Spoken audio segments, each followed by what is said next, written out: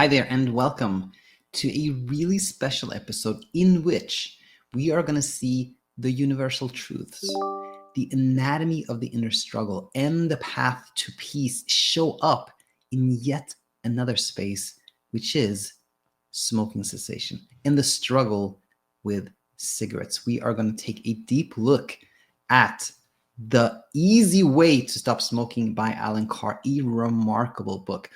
I've been meaning to do this episode for a long time. It's probably a good year and a half, maybe even 2 years. It was somebody right here on YouTube who posted something in the comment section about Alan Carr. And I bought this book, Alan Carr's Easy Way to Stop Smoking, the US edition. And I was hooked right away. I loved it. The language was so easy. It was so practical. There was no fluff. And I will say I'm drawn to people like Alan Carr who have no mainstream credentials. Just this random guy who stopped smoking and was so baffled by the way he had stopped smoking himself that he went down this rabbit hole of trying to understand why he himself had such an easy time to stop smoking when many people struggle with this for years and spend so much money and so much effort on trying to stop smoking. And somehow I'm sort of biased into thinking that when we come in kind of naive, with no idea what work has been done in a space, we can find some real nuggets. So I'm kind of biased towards these type of books. But anyway, loved it. And I've thought for a long time about taking some favorite passages and quotes and sharing them here and comparing them to how we view insomnia and how we view leaving the struggle with sleeping pills. And I learned a lot from this book that I really started to apply to teaching around sleeping pills in particular. Now, very quick little story about this episode. So I've thought about this for a long time. And a couple of months ago, I was like, okay, this is it. I'm going to do this episode on reviewing Alan Carr's book, but I couldn't find it. I looked all over the house and couldn't find it. So I just bought another copy of the same book. But then, I didn't get to it, and it's been sitting somewhere in the house for a long time. And then I was like, let's do it now. I happen to have some time today. So I was looking for the book, and guess what? I found the original book. I don't know where the new book I bought is, but I found the original one I had, which was nice because I had all the original, dog ears where I had marked kind of the passages I really want to talk about. What we are going to look at here are these topics: the big picture, quotes from Carr, questions for Carr, summary. The main part of this is going to be the quotes from Carr, where we're going to look at specific quotes from the book, and I'm going to comment on those. But let's start with the big picture. If somebody asks me, what is Alan Carr's view on smoking, why we keep smoking, and why it can be so difficult to stop smoking, I would bring up his own tug of war analogy. If you search YouTube for Alan Carr, one of the top videos that are shown is a video where I think he's somewhere in Spain, and his summer house looks very nice, but he sits down on a couch, and he illustrates this tug of war where he puts a rope on the table, and he says, imagine in the smoker's mind there are several reasons why the smoker wants to stop smoking, and he puts them on kind of one side of this rope. And one is, it costs a lot of money, it's bad for your health, it's not appealing to smoke, things of that nature, right? They're pulling the smoker towards not smoking. On the other side of the rope, Alan Carr says, there are these reasons why the smoker wants to smoke. And this is, for example, saying that it makes me happy, I feel relaxed, it makes me focused, it is my one enjoyment in life. Or kind of one of the things I enjoy the most, or my little treat for myself, things of that nature on one side. And there you have it. He says you have this tug of war, you have this tension, this friction building up inside of you, right? And he said that's so tricky because oftentimes the only way to relieve this inner tension is to actually give in to that desire to smoke. And then for a limited period of time, at least, we have kind of that relief, because yeah, I took a cigarette, it's okay. Like we don't no longer think about this inner tug of war. But then the ideas haven't changed, our mindset hasn't changed, our perspective hasn't changed. So we're still thinking that we want to stop smoking on one hand, and we don't want to stop smoking on the other hand. So the tug of war continues. And he says, what if you could move all these little reasons, all these little people, quote unquote, pulling to one side? What if, he said, you realize that cigarettes actually don't make you happy? Then, that happy guy, you can move it to the side who wants to stop smoking, or take that person out of the picture. What if cigarettes don't make you relaxed? Well, there's one less reason for you to continue smoking. He says, once you realize that all the benefits you thought came from smoking cigarettes actually do not come from the nicotine or the tobacco or anything related to the cigarette, then there's going to be no tension, no friction, no tug of war, because all the people pulling, all the reasons are on one side, and not smoking anymore is easy. And that's, so I feel like that's the big picture to me. And I think the genius really is to seeing that whatever we feel when we smoke is not from the cigarette. It's from how we think about the fact that we're smoking now, that it's kind of like giving ourselves a break, relieving that tension. That can make us feel happy for a little bit, or it can make us feel calm or relaxed or focused, or whatever it is. Anything that removes any reason that we feel some type of threat, that leads to peace of mind. Is kind of how I would word this in the NATO framework. But anyway, this will be more clear as we go through these quotes. But that's kind of like the big. If anybody asks me like, what's Alan Carr's like big picture, that's how I would express it or explain it. Now let's go from the big picture to the more nitty gritty here and look at some quotes from Carr. And so I am going to read from the book, but I also made some kind of like pointers for myself here of where we're going to read. So on page 56, Alan Carr says about hunger. I was going to say hunger pangs. He talks about these withdrawal pangs. That when you stop smoking, you feel that intense sense of withdrawal, like something's missing. I got to have this thing. He says the following, that that in fact, he said about these pangs, in fact, they're mainly mental and are caused by the illusion that the smoker is depriving himself of his pleasure or crutch. And this is sort of what I talked about before, that Alan Carr says that when we're smoking, we can think that the reason we want to smoke is that we have this intense craving, these withdrawals from the lack of cigarette, and as soon as we smoke, we have relief. But in fact, that relief comes from an entirely different place. And now we go to page 58, where Alan Carr says the following. This is an illusion. The feeling of relief is really just the ending of the state of tension that was created by the previous cigarette. And in reading that, it was one of the times where I was like, whoa, this feels true and feels really profound.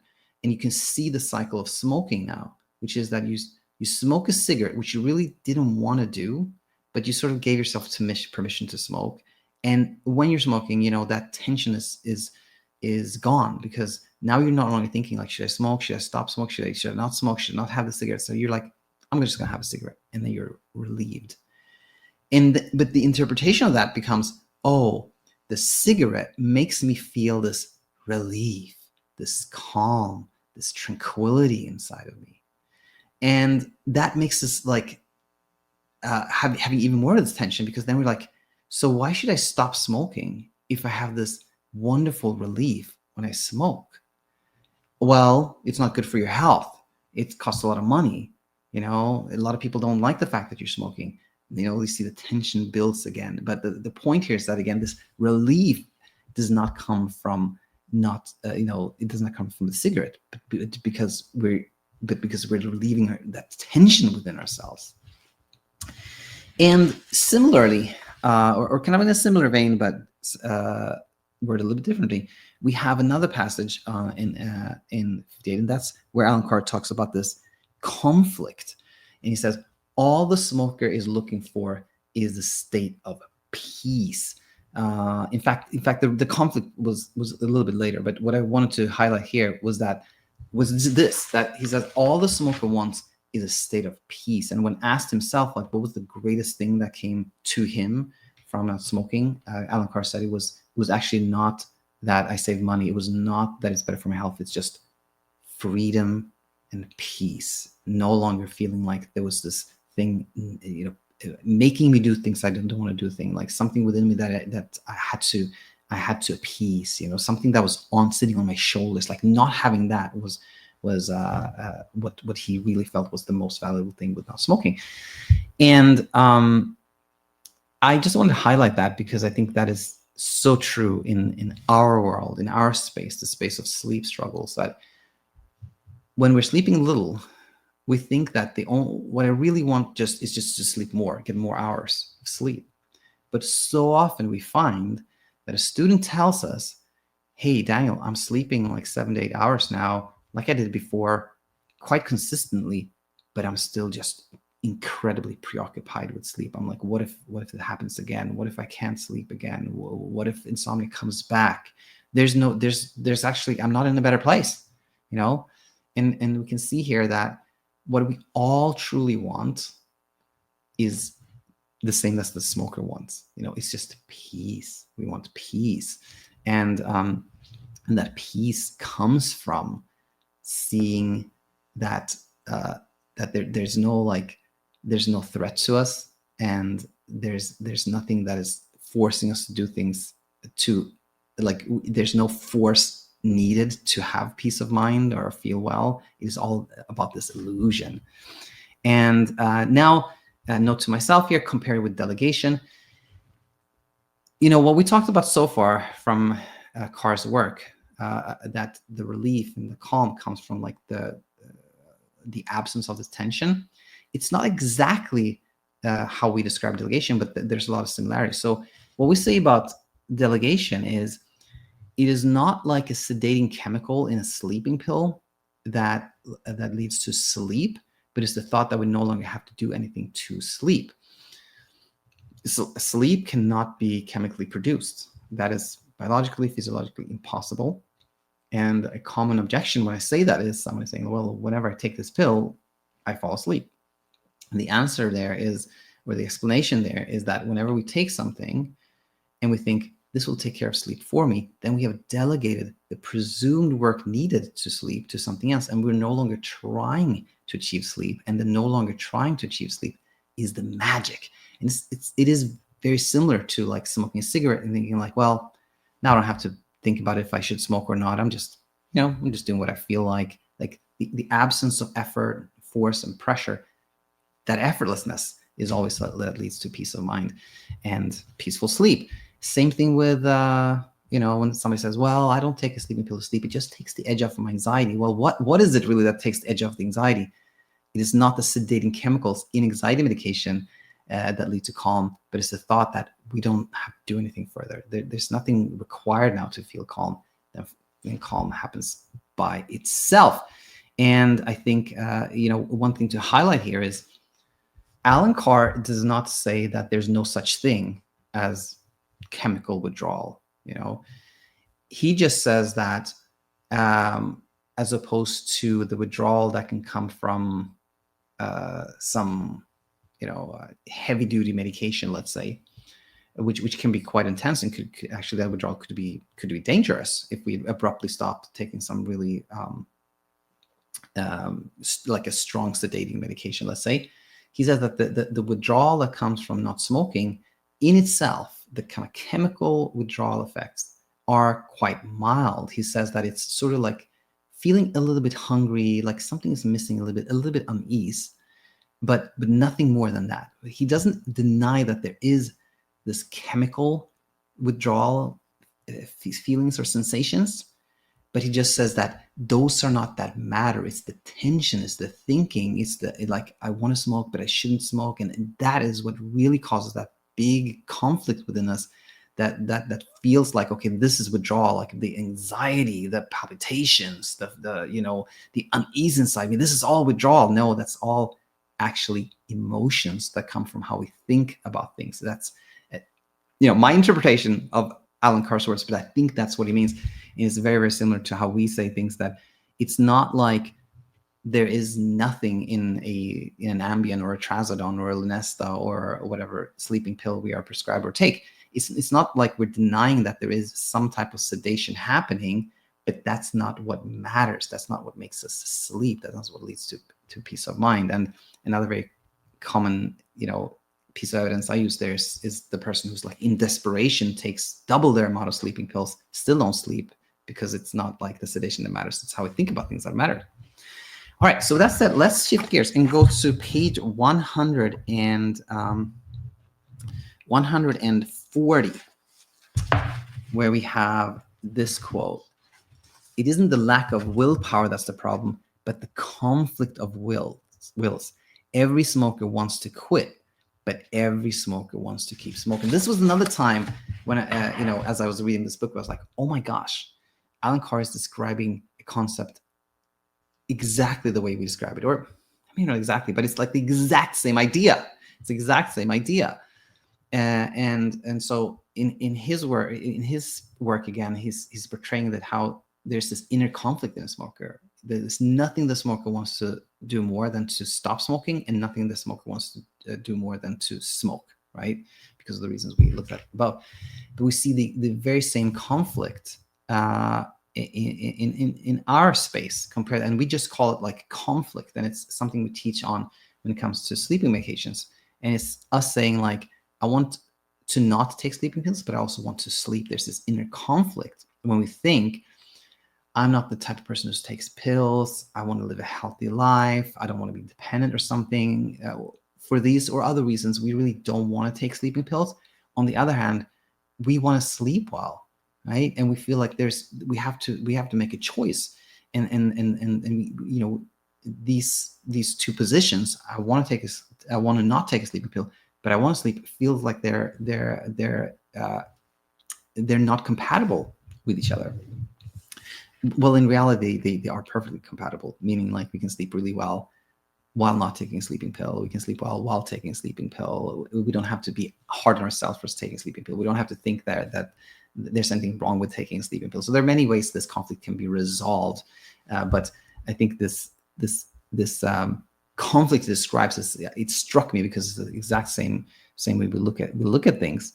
And again, this conflict builds tension, and this tension is relieved when we smoke or when we take a pill, and that can kind of then can keep the cycle going. Now, another point he's making here, which I think is very, very true again, is that willpower is not the answer. Oftentimes, Alan Carr says, in the smoke cessation space, you are told that you need to deploy more willpower. You have to be more strict with yourself. Like you make a decision and stick to it and like push yourself.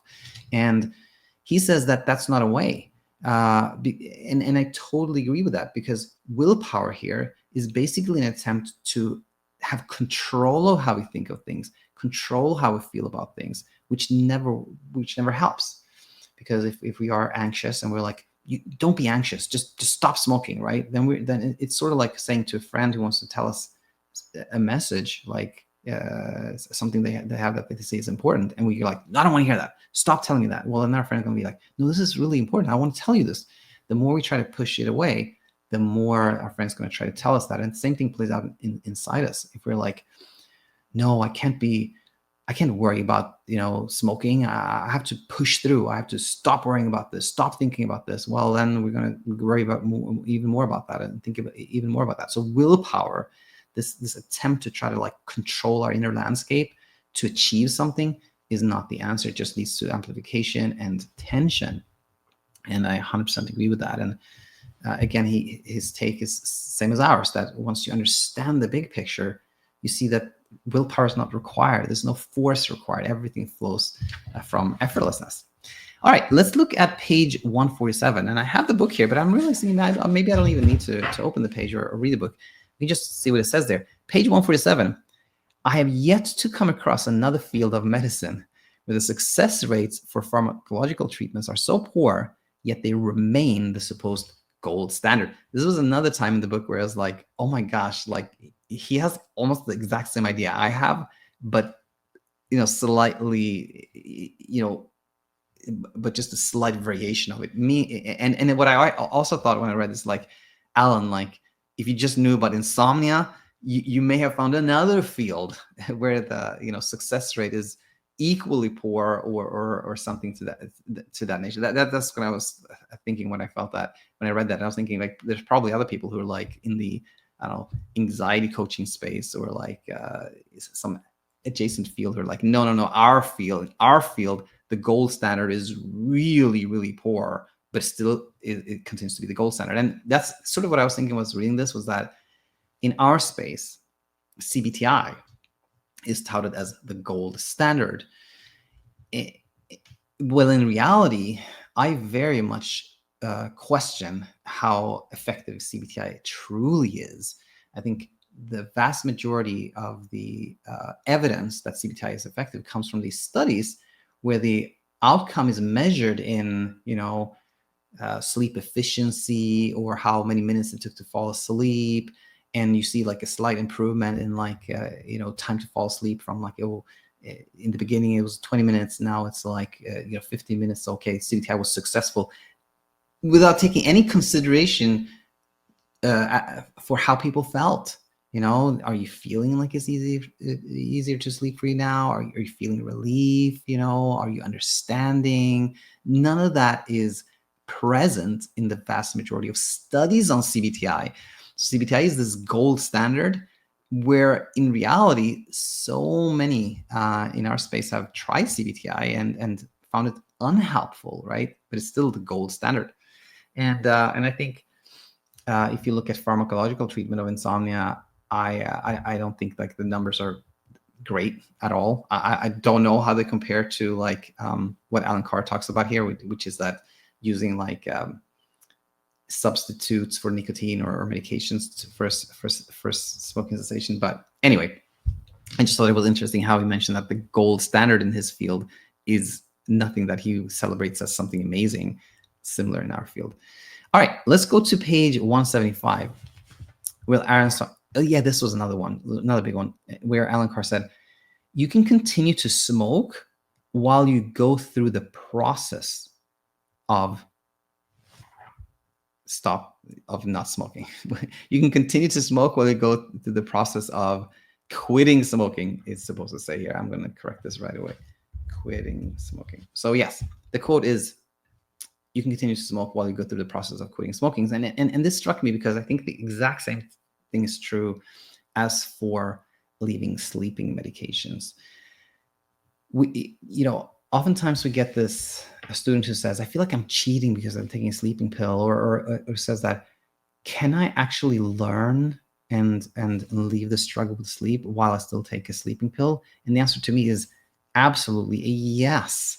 You can take a sleeping pill and still learn and absorb and understand and get this foundational knowledge that will lead you to a place where the struggle with sleep is going away. And more specifically, if you want to come off a sleeping pill, you can start the process of coming off a sleeping pill while still making no changes in terms of like the dosage or the timing of that sleeping pill you're taking. And Alan Carr makes the same point here, that you can continue smoking while you educate yourself, you learn, you understand, and you're actually stopping to smoke while still smoking. And I think that there's a really nice point there, because if we think, oh no, I have to stop taking the sleeping medications before I can even start learning about sleep or insomnia or lead a struggle, then we're just creating another pressure on ourselves, another source of tension, another difficulty for ourselves. And that's not the case at all. You can definitely quit smoking while still smoking, and you can stop taking sleep medications while still taking sleep medications in this way. And I think that that really struck me, that one.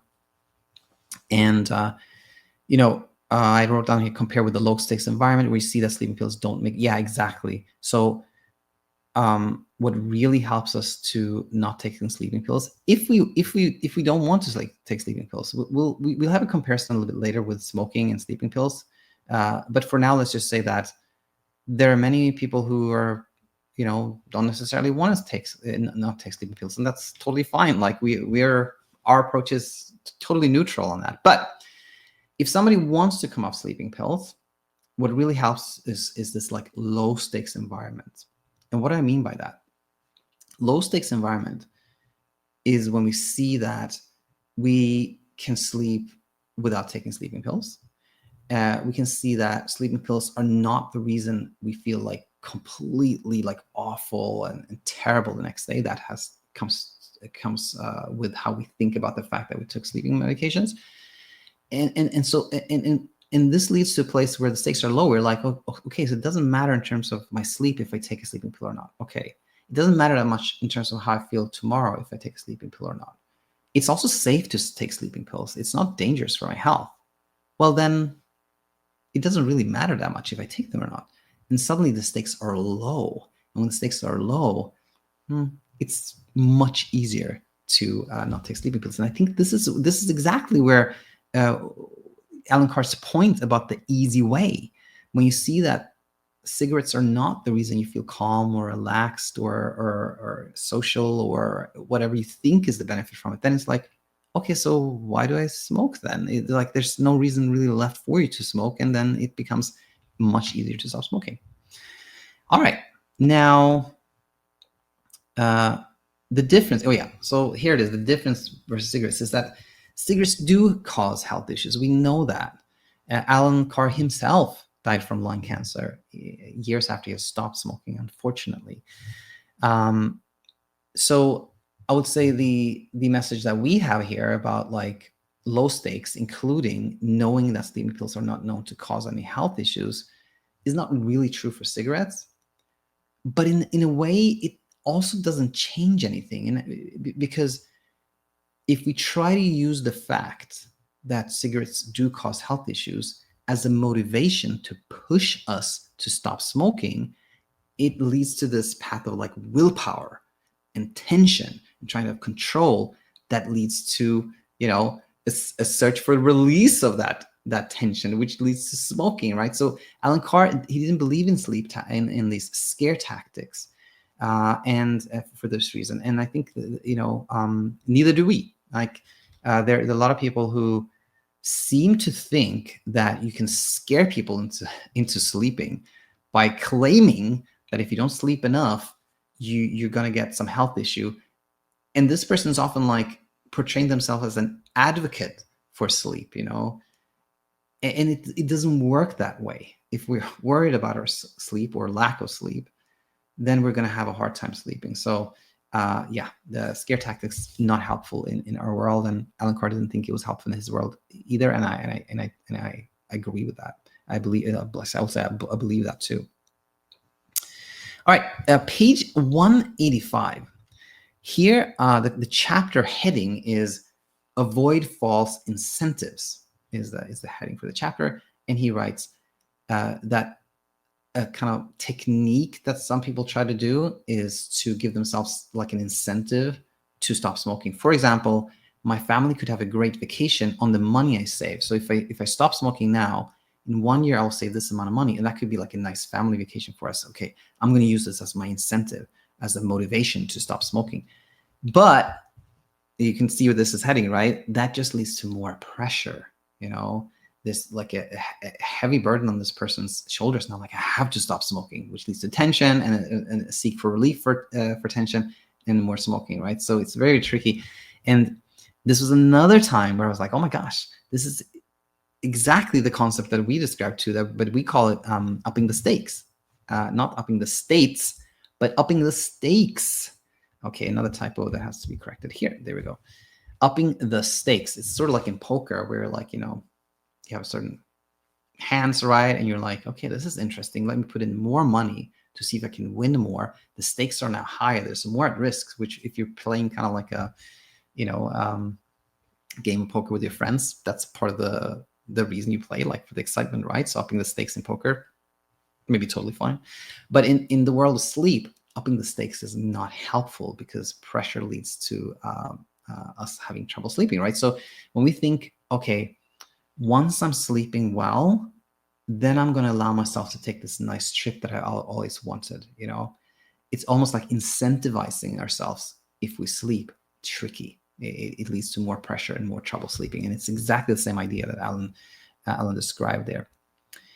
And now let's turn to page 198, where Alan said, instead of feeling fearful and anxious about the pangs, embrace them. He's making the case that a lot of the reason why a smoker keeps smoking is the thought that this withdrawal I have from the lack of nicotine or lack of smoking is making me feel really awful, and therefore I have to smoke to get relief of them. And we've seen that's a false narrative. But to help with, sort of changing that narrative, changing the picture, changing the storyline, changing the context, he says the anxiety about the pangs, which is really what leads to us feeling, unwell. It's not with chemical withdrawal, it's the anxiety around it, the emotions around it. That's the tricky part. So he's saying, instead of feeling fearful and anxious, embrace what's going on. So he's like, welcome what's going on, which is, it's the big ask. But anyway, the reason I bring it up is that, again, there's so much similarity here to our teaching around befriending wakefulness. We see that a real, like the core token in insomnia, the thing that is in fact harmless, but that we start to think of as a threat, is being awake at night.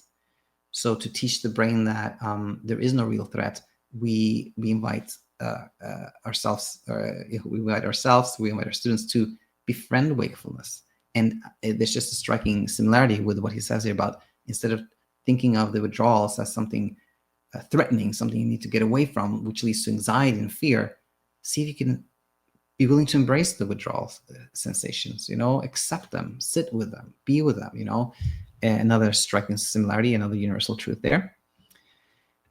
And on page 199, oh yeah, this is another one that really struck me, where Alan Carr said, whatever you do, don't try not thinking about smoking. A lot of people who are wanting to stop smoking surely will realize that all the kind of preoccupation with smoking and thinking about smoking can lead to like this tension and the pursuit of the relief of tension and the smoking, et cetera, and the idea can come up with like, okay, I just have to stop thinking about smoking. I just have to distract myself, keep myself busy, think about other things. If I don't think about smoking, I will not smoke. The tricky thing there is, of course, the more you try not to think about something, the more you end up thinking about that. Happens in our world as well. Often people are like, dang, I don't know how I can stop thinking about sleep. Well, if you try to stop thinking about sleep, you're going to think more about sleep, right? So another parallel there.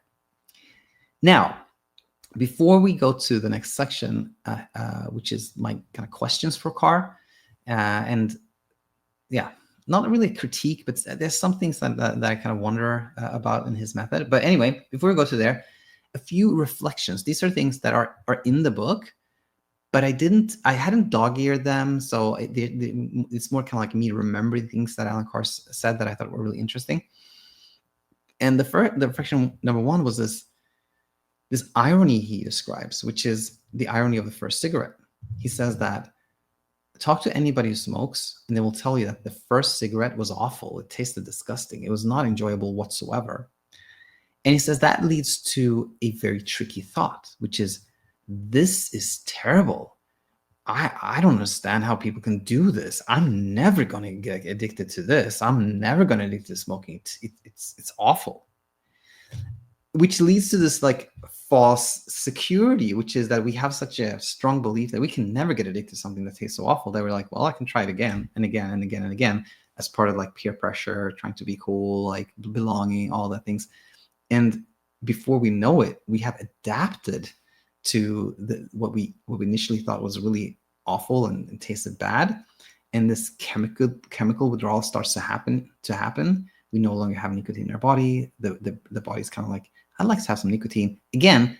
This is not a strong withdrawal. It's kind of just a nagging sensation that I will some nicotine, and then we start becoming like, oh my gosh, I think I need one another smoke. Well, it's probably fine because it tastes awful. I don't really like it, and then, but sooner or later we become afraid of the withdrawals, and now we have this inner struggle that leads to us thinking, oh my gosh, I really need to, et cetera, et cetera. But I think the interesting thing was this reflection that the first cigarette tastes awful, which leads to this false sense of security, if you will, which I've not pondered this a lot, and so I haven't found like any like link to our work or insomnia or sleeping pills or anything like that. There might be one, maybe not, but I thought it was just an interesting thing that Alan Carr wrote.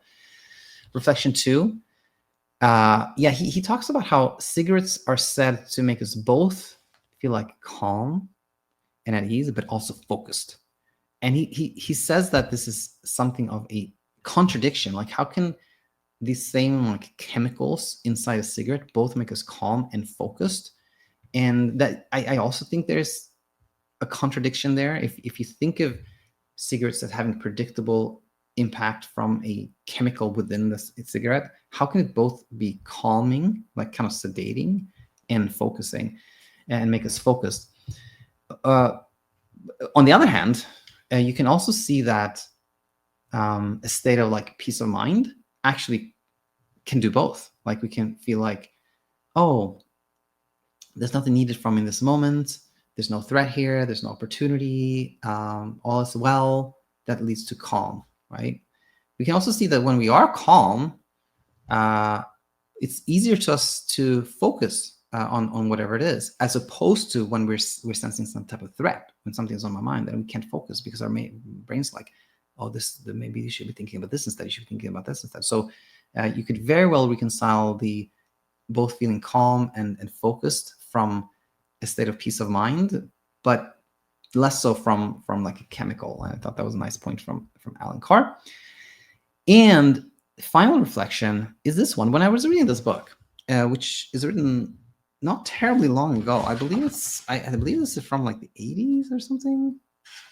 Sorry, I don't know, but it's not not a recent book. It's not like from the 1930s either, but it has some, I think it's a couple of decades old. And anyway, Alan Carr says that a contributing factor to a lot of people smoking is that in culture,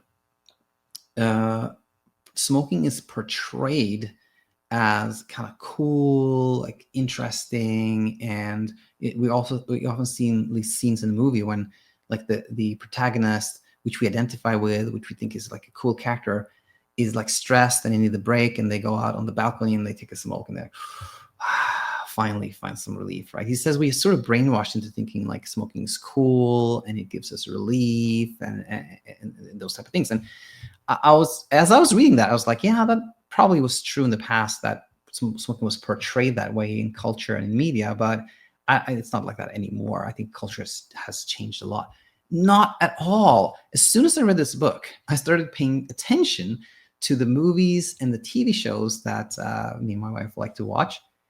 And smoking is very, very prevalent in these shows, in exactly the same the way that Alan Carr describes it. And I was shocked by this, because it kind of like really questioned my own sense of reality here. Like, I was so convinced that in movies nowadays we don't see much smoking. It's like that happened in the 60s, 70s maybe, but doesn't happen anymore. But if you now that you've heard this, pay attention to this. You see smoking is everywhere. And I'm not like saying this to like moralize. I think that we cannot censor people who are making shows and movies and things of that nature.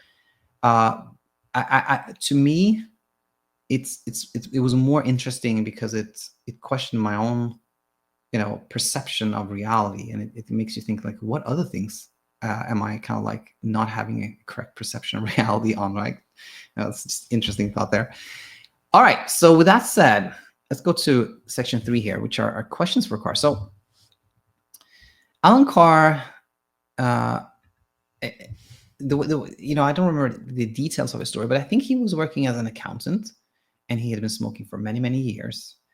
And he had done this like half-hearted attempts to smoke sometimes. Sometimes he had really tried to push himself. He'd been able to stop smoking for a month or so, but soon enough he was back to chain smoking. Then his wife made him go to this type of seminar, and he learned some things. I don't know the details of them, but soon after he just stopped smoking, and in one day, essentially, he just stopped smoking one day and never smoked again. I think that's his story. And as he like pondered and created his own method, etc., he created this, let's say, system where you could just read his book, of course, but you could also attend these one-day seminars. And they were famous for allowing you to smoke in the seminar. Everybody would like sitting smoking as they were learning. And I think it was a couple hour-long seminar. And then people were invited to take their last ever cigarette and then stop smoking. And that's it. Supposedly it's like one and done, And I've wondered a lot about this. Like, why would you want to focus so much on this kind of like one-day seminar rather than like doing like a course or support group type of thing? In my mind, I'm sure there are some people who literally can read this book and then stop smoking. It can happen. There's some people who could attend this one-day seminar and stop smoking, and it can happen. But I would imagine that for most people, to stop smoking is the inner journey. It's the same inner journey as leaving the insomnia struggle. It's about learning about ourselves, learning how we relate to our emotions, our thoughts, understanding like the workings of our own mind. And that typically doesn't happen in one day, right? So the one like critique I would have or question for Alan Carr is like, why not create something that is more like more like kind of a group coaching thing where you start with a cohort and you have many meetings together and you learn in that way. And I would say like a benefit with this like one-day seminar thing is that surely it will bring a lot of people to the table. Like, signing up for a 12-week course can seem daunting. Like, oh, I have to go to a meeting every week for like 12 weeks. Nah, I'm not going to do that. But like, oh, you just to go one day, you just to go one time, and then you're going to stop smoking. Yeah, I'll do that. So I can really see how that can attract people. But I also question like how successful it is. Like, yeah, that's just one thing. If Alan Carr was still alive, I would love to wonder if he thought about doing something more, maybe more like a longer program or something like that. And the other thing is that I want to bring this up is that if you research Alan Carr, you will find that he actually wrote a book about insomnia, and that made me so curious when I said that. I was like, oh my gosh, maybe he already describes everything we've described, like befriending wakefulness and time of sleep window, and maybe he's already described this in different words. I was super interested, but when I think I never got the book. I think I just read an excerpt from the book, but what I understood was that Alan Carr was basically viewing insomnia as an addiction to things that keep us awake. So he was looking at it as like, oh, we have become addicted to screens, to electronics, to stimulation, and therefore we can't sleep. So the cure for insomnia is to treat this addiction to stimulant things the same way as you approach the addiction to cigarettes. And when we're no longer using like bright lights and screens and things of that nature in the evening, there will be no insomnia. And I think that he had sort of not understood insomnia. And that's like, I would love to have a conversation with him about like talking about like how maybe insomnia is not an addiction to these stimulations. Maybe it's more akin to like how you describe it, Alan, with like smoking is we keep smoking because we essentially are afraid of a sensation or feeling a certain way, and eventually we probably have this secondary fear where we're actually like feeling anxious or feeling stressed, feeling fear becomes something that is threatening to us. And we see that the resolution for that, the fear, the anxiety, is the cigarette, right? And seeing how it's so similar to insomnia in that sense, that initially we're scared of not sleeping, and that keeps us awake, and then we become anxious, and then we have the secondary fear around that, where we become anxious about the fact that we are anxious, etc. Like if he saw that, I think he would see so many parallels, and it would just be interesting having that conversation with Alan Carr. So yeah, summary here. I would say the following. Like, what really struck me with Alan Carr's book is that whether it comes to addiction, insomnia, struggles with weight loss, anxiety, PTSD, depression, trauma, it's like they're all the same. Like they're all just versions of one struggle. It's not like there's a multitude of inner struggles.